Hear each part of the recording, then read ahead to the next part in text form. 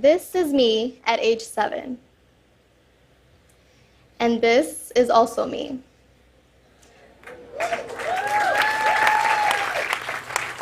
To be standing here in Kakuma refugee camp feels so surreal, and I'm overcome with so much emotion.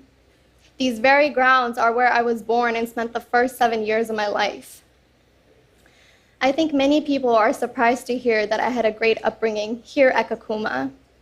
But I was happy, I was smart, I had friends, and above all, I had hope for a brighter future. That's not to say that we didn't have our obstacles. I mean, boy, were there struggles. I would sometimes get sick with malaria and didn't always know where our next meal would come from. But the sense of community that is here in Kakuma and the pride that everyone here possesses is simply unparalleled. When I was younger, I remember conflicts breaking out. That tends to happen when people come from different backgrounds and don't speak the same language. Eventually, Swahili, the main language here, became our common ground. I made friends with the kids at the camp and even started embracing some of their cultures, celebrating holidays like Christmas, even though I was raised Muslim. The other kids would embrace my culture as well, sometimes even praying right alongside me. It was easy as children to come together, blend all of our beliefs to form our own unique multicultural environment. My name is Halima Aden, and I'm a Black, Muslim, Somali American from Kenya. Some have called me a trailblazer. I was the first Muslim homecoming queen at my high school, the first Somali student senator at my college, and the first hijab-wearing woman in many places, like the Miss Minnesota USA beauty pageant, the runways of Milan and New York fashion weeks, and even on the historic cover of British Vogue. As you can see, I'm not afraid to be the first, to step out on my own, to take risks and seek change, because that's what being a minority is about. It's about using yourself as a vessel to create change and being a human representation for the power of diversity. And now I use my platform to spread an important message of acceptance. But it hasn't always been easy. When we first arrived to the United States and made St. Louis, Missouri home, I remember asking my mom, is this really America? There were things that were sadly familiar, like hearing gunshots at night and the streets looking impoverished. But there are things that were also very different. Like when I started first grade, I noticed how the kids played in groups. In America, we call them cliques. Back here, we all played together. Gender didn't matter, and race most certainly never mattered.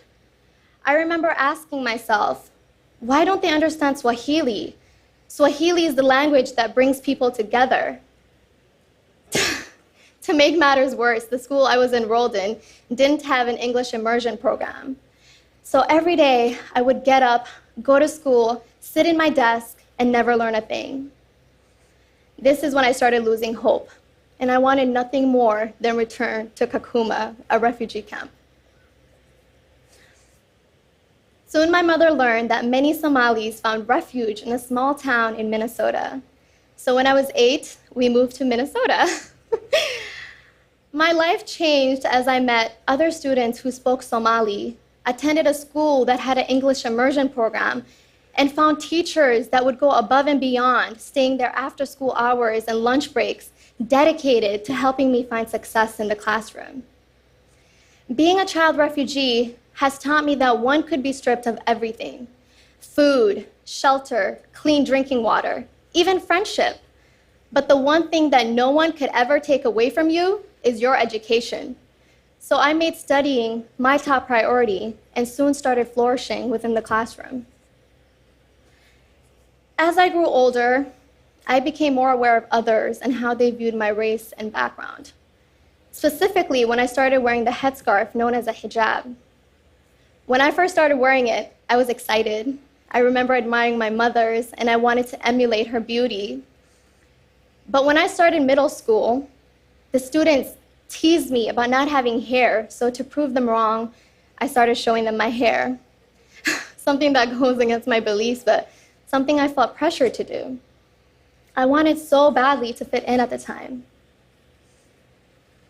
When I reflect on the issues of race, religion, identity, a lot of painful memories come to mind. It would be easy for me to blame those of another culture for making me feel the pain I felt. But when I think deeper, I also recognize that the most impactful, positive, life-changing events that have happened to me are thanks to those people who are different than me. It was at this moment that I decided to step outside of my comfort zone and compete in a pageant wearing a hijab and burkini. I saw it as an opportunity to be a voice for women who, like myself, have felt underrepresented. And although I didn't capture the crown, that experience opened so many doors for me. I was receiving emails and messages from women all over the world telling me that I've inspired them by simply staying true to myself. The other firsts kept coming. I was invited to New York City by fashion icon Corinne Rawfield to shoot my very first editorial. It was around this time that I became the first hijab-wearing model. And in my first year, I graced the covers of 9 fashion magazines. It was a whirlwind, to say the least. But with all the overnight success, there was one thing that remained constant. The thought that this could be what brings me back here to Kakuma, the place that I call home. And just a few months ago, something incredible happened to me. I was in New York City on a photo shoot when I met South Sudanese model Adut Akech, who also happened to be born right here in Kakuma. That experience in itself is the definition of hope. I mean, just imagine 2 girls born in the same refugee camp, reunited for the first time on the cover of British Vogue.